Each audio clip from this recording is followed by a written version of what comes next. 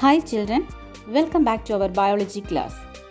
Previous class we studied about biodiversity, biodiversity depletion and red data book. Today we are going to discuss about the last part of this chapter. Let's start our class. Children, look at this illustration. What can you analyze from this illustration? Biodiversity. It provides us a number of things. We have rights to use them. After knowing the scope of biodiversity, we exploit them to the maximum possible extent. But we forgot that we have the responsibility to conserve them.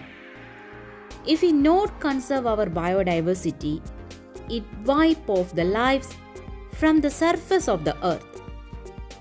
There are many national and international organizations and legal systems working for the conservation of biodiversity. Two types of conservation methods are prevalent. They are in situ conservation and ex situ conservation. In situ conservation, the organisms are protected in their natural habitats, and in ex situ conservation, the organisms are protected outside their natural habitats. Wildlife sanctuary, national park, community reserves, biosphere reserves, sacred groves, ecological hotspots are some examples of in situ conservation. First, wildlife sanctuary.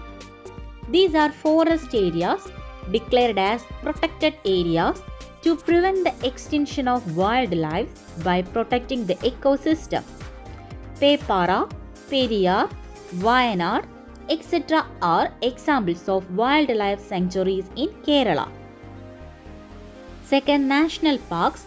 National parks are designed to protect wildlife along with the protection of historical monuments, natural resources, and geographical features of an area.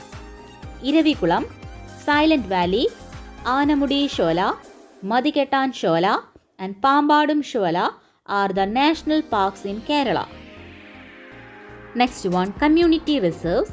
Community reserves are areas protected with the participation of the public. These are ecologically important places located in populated areas. The Kadalundi Community Reserve, spread over the districts of Malappuram and Kozhikode, is an example of community reserve. Next, biosphere reserves. These are vast regions designed with an aim to protect world's important ecosystems, biodiversity, and genetic resources. Biosphere reserves like the Nilgiris and Agasthyarkudam include areas belonging to Kerala. Next is sacred groves.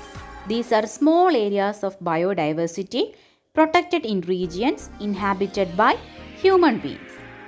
Due to changes in lifestyle, many of these which were highly bio-rich have been destroyed. Only a few are remaining now.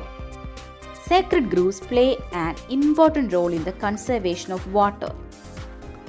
Next one is ecological hotspots. The ecological hotspots are areas rich in endemic species but facing the threat of habitat destruction. Each hotspot is ecologically a very important area of biodiversity. Out of the 34 hotspots all over the world, 3 of them are in India. They are Western Ghats, Northeastern Himalayas, and the Indo-Burma region. The endemic species means the organisms which are found in just one particular region and nowhere else in the world. Zoological gardens, botanical gardens, and gene banks are the examples of ex situ conservation. First, zoological gardens. Zoological gardens are conservation centers where different varieties of animals are protected and housed separately, and where necessary arrangements are made available for their reproduction. They also function as conservation centers of organisms which have become extinct in wild. There are zoological gardens at Thiruvananthapuram and Thrissur in Kerala. Next, botanical gardens. These are wide research centers where rare and important plants of diverse species are protected. We can identify many plants and get more information about them by visiting a botanical garden.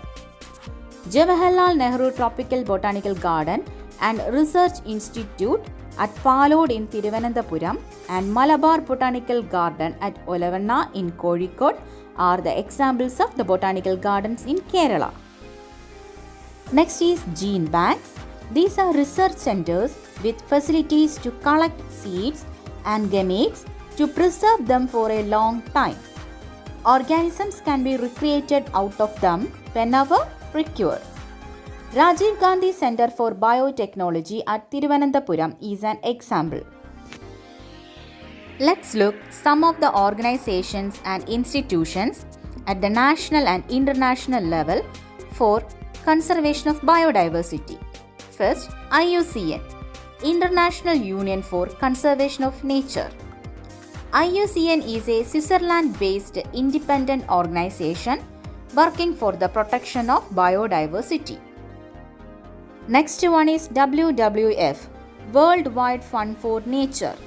Biodiversity conservation, prevention of exploitation and pollution of natural resources are the objectives of WWF.